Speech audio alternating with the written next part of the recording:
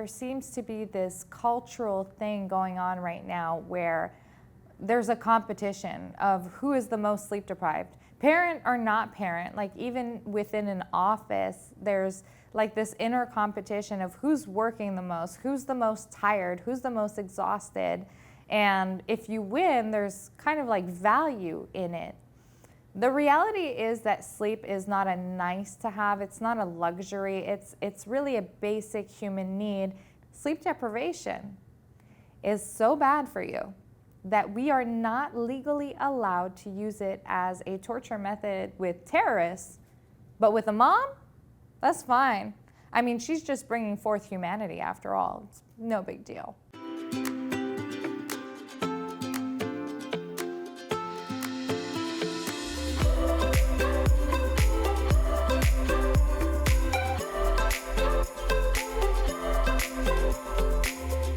There's this culture in motherhood where being sleep deprived is like part of the game. It's almost a point of, confidence, of value. I'm the most sleep deprived mother out there. I have 5 kids. I'm extraordinarily sleep deprived. And the reality is that sleep deprivation has severe cost to you as well as to your children and your family as a whole. Sleep, it occupies 1/3 of your day. And so if sleep wasn't important, that would be like the biggest evolutionary mistake ever made.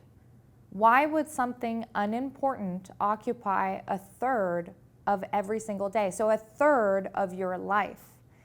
The reality is that if you are sleep deprived for a certain length of time, usually beyond 3 days even, there starts to be severe consequences that will affect your health to the point where severe sleep deprivation can actually cost you the function of some of your organs. Think about it this way. When you are absolutely dead exhausted, how do you feel? Your skin hurts, you have headaches, you feel nauseous, you're irritable, you really can't think straight, you're hangry even. You kind of feel like you're sick, right? Like you are fighting off a virus. Well, the same applies to your children. If your 6-month-old is sleep deprived, which he most likely is if you are, then he also feels sick, irritable, might have headaches, might be nauseous. The difference is he doesn't understand why. And children are a little bit weird in the sense where the more sleep deprived they are, the more exhausted they are, the more that they actually fight sleep. Whereas if we're really, really tired, we're gonna go to bed, we're gonna fall asleep, and we're gonna have a great night of sleep because we need it.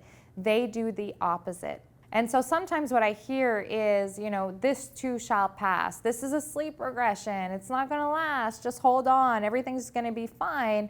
And then I see moms of 3 or 4 or 5-year-olds come to us and say, I've been waiting patiently for this to pass, but it's been 5 years. So I would like an exact date and time at which this is actually gonna stop because I'm running on fumes. And the reality is that sleep problems don't tend to become better on their own. They tend to become worse. But the consequences on your health can be quite devastating as well. Sleep is absolutely necessary to your child's brain development. So every time your child learns something new, let's say a word, for example, he has to create new neural pathways inside of his brain. And those new neural pathways are developed in deep sleep. Now remember, if your child is sleep deprived, they tend to fight sleep and sleep lighter, which means they don't get enough deep sleep in order to create all of those new neural pathways. If you think about it, when you're really sleep deprived, what happens? You start putting your phone inside of the fridge, you start, washing the toothbrushes inside of the dishwasher. You get very confused. You get what we call mom brain. And so mom brain is not a real thing in the sense where it must happen. It's a consequence of the sleep deprivation. But when your child is learning more in the first 3 years of his life than we do in a decade, well, that sleep becomes crucial. Then let's talk about your GI system, your gastrointestinal system. Sleep deprivation has severe and immediate impacts on your gastrointestinal health and that of your baby. That's why we often see babies who have sleep problems who also have reflux or colics, or toddlers with picky eating. Your hormonal health is highly dependent on you getting enough sleep. And we women, let's be honest, we are hormonal creatures. And so if your husband doesn't understand why you being tired is such a big deal, all you have to say is this: for every hour that a woman loses of sleep per night, her libido drops by 14%. You probably have his attention right about now. But beyond that, your cardiac health, so your heart, the pump that keeps you alive, needs you to have enough sleep to function. Your immune system, which is there to fight off infections, is dependent on you getting enough sleep. And so your children, who already usually don't have a highly developed immune system when they are young, really need that sleep for their immune system to be able to function as best as it can, to first off prevent getting sick, but also be able to fight off infections when they inevitably happen because they went to daycare and they were exposed to viruses in their environment. So sleep deprivation has impacts on your overall health. But sleep is super complex because sleep deprivation will cause negative impacts on your health and your child's health, but those negative impacts also have an impact on sleep. It's kind of like this cycle of relationships between development, health, and sleep. Sleep regressions are actually caused by developmental changes. Sleep deprivation will cause issues in developmental milestones. Poor gastrointestinal health, like reflux or colics, do tend to cause sleep problems. But then those sleep problems cause sleep deprivation, which further intensify that reflux and those colics as well. Getting sick all the time will cause poor sleep. And poor sleep will make your immune system or your child's immune system weaker, which will then lead them to be sicker. And so that's why at bebaby, when we create these customized sleep plans, we don't do just the one consultation, because we need to know the entire background. We need to know about your child's development, his nutrition, his immune system, absolutely everything about him or her, so that we can know, okay, what is causing the sleep disruptions and what consequences are the sleep disruptions actually causing, because it's this very complicated relationship between two aspects. And that is why so many sleep plans that you will find online simply won't work, because sleep is a lot more complex than what you've been told. It's not just about having the best blankets or the best mattresses or the best, tools to get your child to sleep.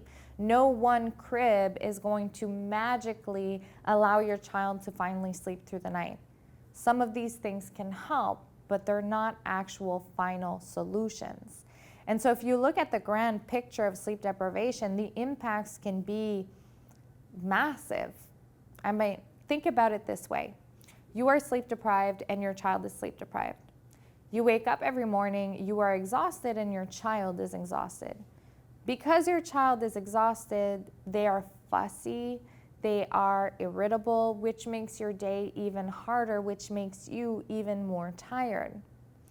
They might be picky eaters, not want to eat right, have stomach upsets, and you might feel the same way too. You might feel sick, right? And so your day becomes overwhelming very quickly. You feel like you're constantly running after your day. Your motherhood journey just doesn't look the way you pictured it in your mind when you were expecting the first time. And then your husband comes home from work.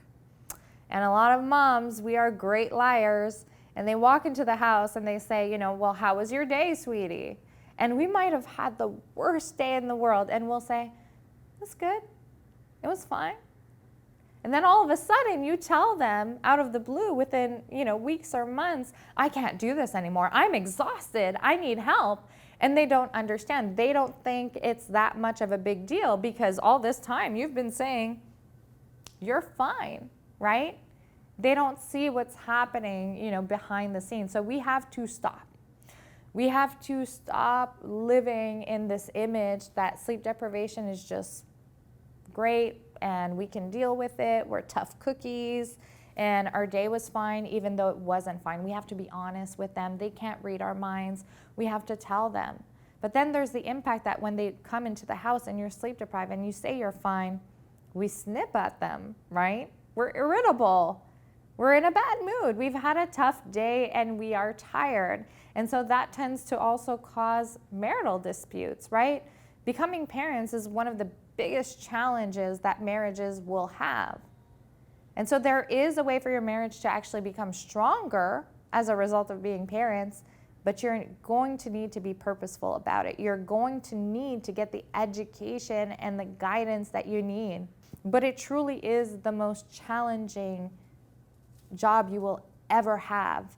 And you can't quit after 2 weeks. You're in it, till the very end.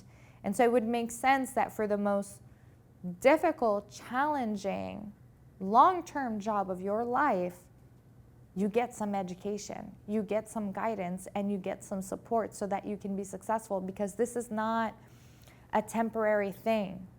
The sleep deprivation is not temporary unless you find solutions. The overwhelm is not going to be temporary unless you find solutions. And you're not supposed to know how to do that on your own. So you have a choice. You have a choice of looking down the road that you're going right now and trying to project, if I keep going in this direction, if I keep waking up tired, if I keep getting sicker, if my child keeps getting less and less sleep, what will happen? What will be the cost down the line?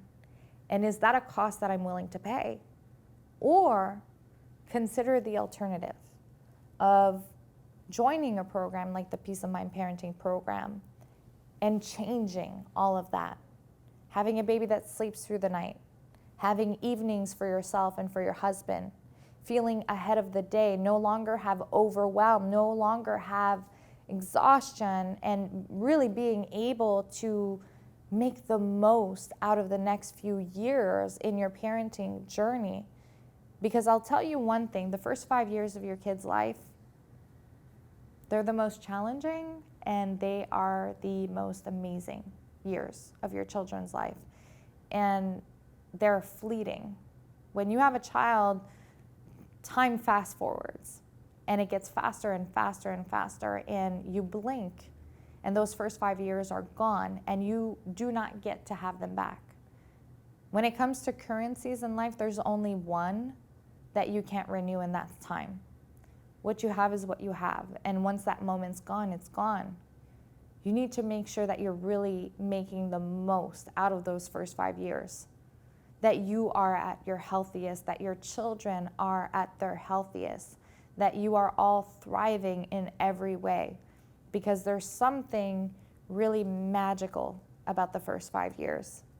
But most parents will tell you, I don't remember the first 5 years of my kids' lives. I was just so overwhelmed. I was just so tired that it's kind of a blur. And to me, that is the saddest thing that you could ever hear from someone. So all that being said, we went down that road. It got a little heavy. It got a little deep. But the truth is, there is an alternative solution, and it's actually really easy. All you have to do is reach out to one of the bebaby consultants. Send us an email at info@bebaby.ca, go on our website, schedule a phone call, go into our Facebook group, bebaby family, and ask to talk to someone. Because we've literally built a program that is intended for that, so that you can thrive in every way in your parenting journey. And whatever image you had of what this was going to be like when you were expecting the first time, it can be real. It can be your reality every single day. You only have to make one choice, and that's to raise your hand and say, look, I don't know everything, but I'm willing to learn it.